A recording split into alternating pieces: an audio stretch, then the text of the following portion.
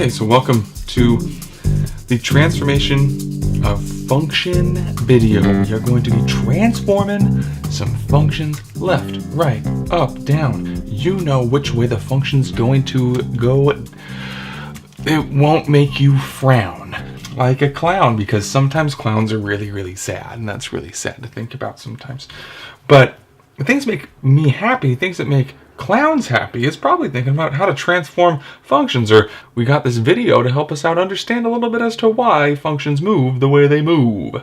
Let's take a look at a specific example here. We're going to make a little table of values for a function, and this will be a function that we have looked at in class. Okay, so let's say that there's a function that is 2 to the x, and so x's are going to be our inputs. So I'm going to pick the easiest point to plug into any function.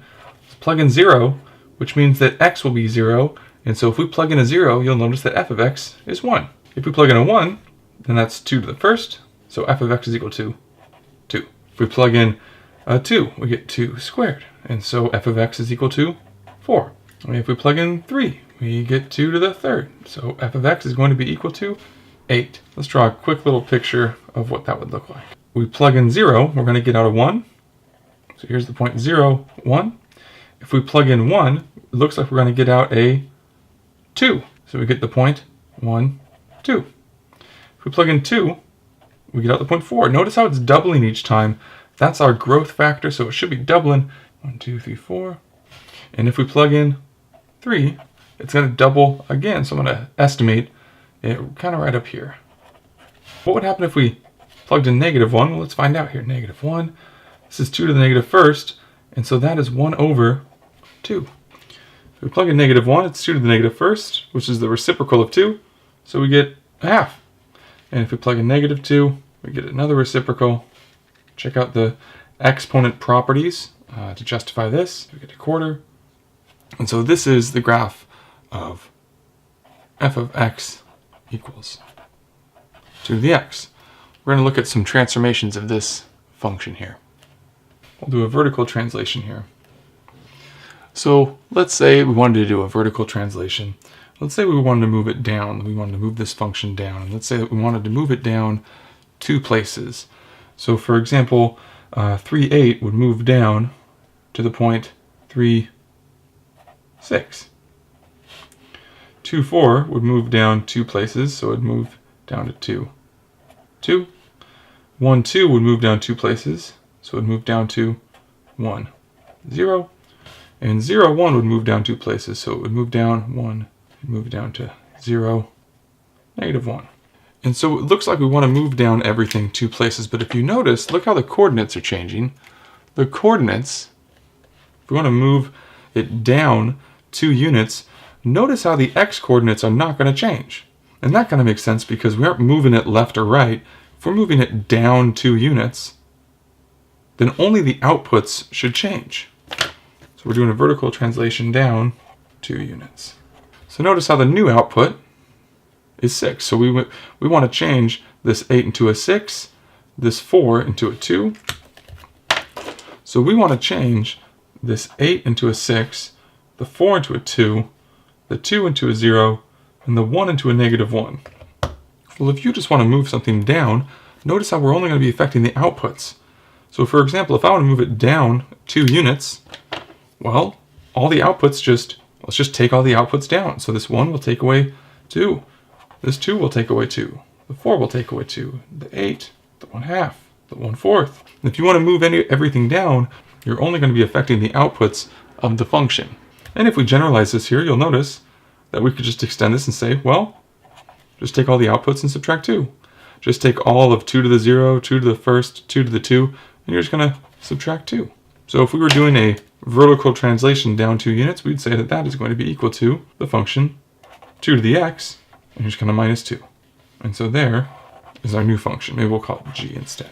But this right here is what's going to move the function down 2 units. We'll make the same table again, and let's consider horizontal translations. So the x's are what we're plugging in. So all these exponents are just going to change whatever we're plugging into. We'd still get the point 0, 1, 1, 2, 2 squared is 4, 2, 8. If we make a nice little graph of that, So let's say that we want to do a horizontal translation to the right. Let's say that we wanted to shift this function or translate this function to the right.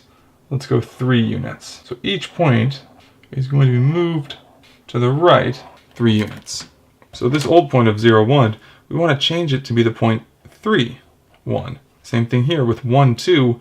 We're going to change it to be the point 4, 2.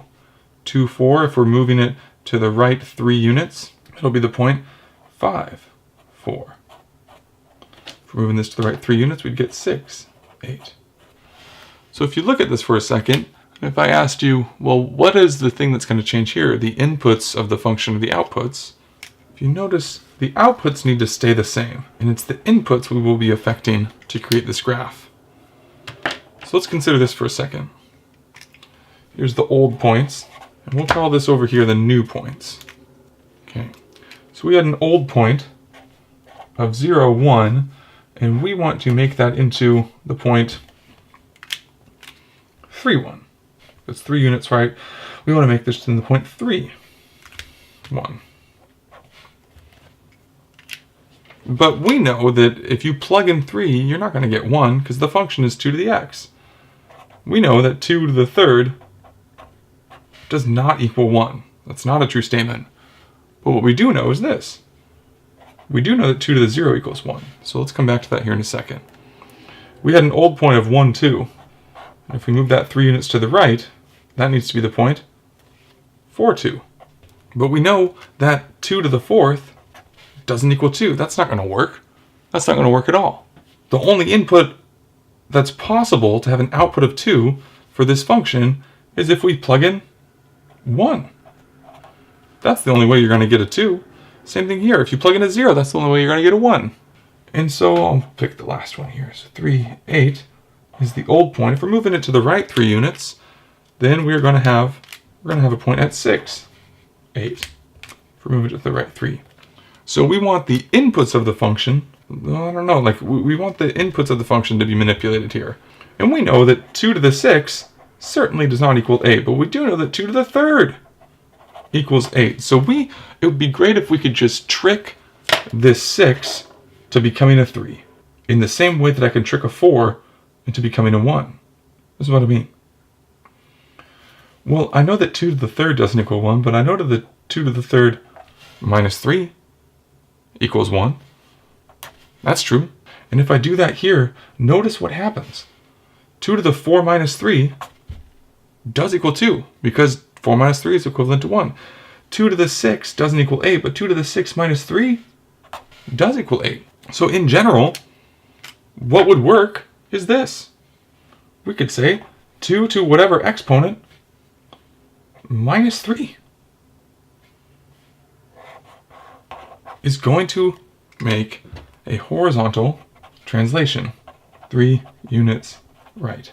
And you could double check to see that it turns out that 2 to the x plus 7 would move it left.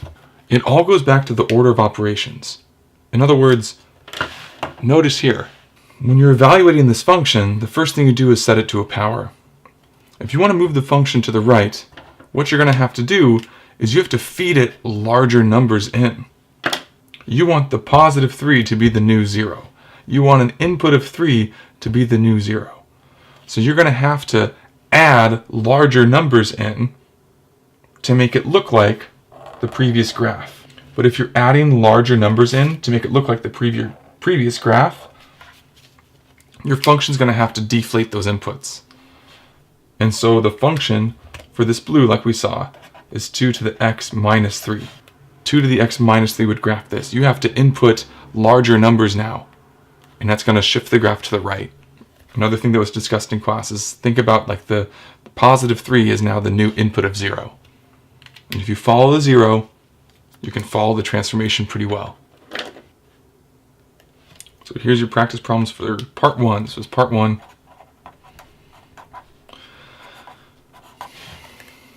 For transformations.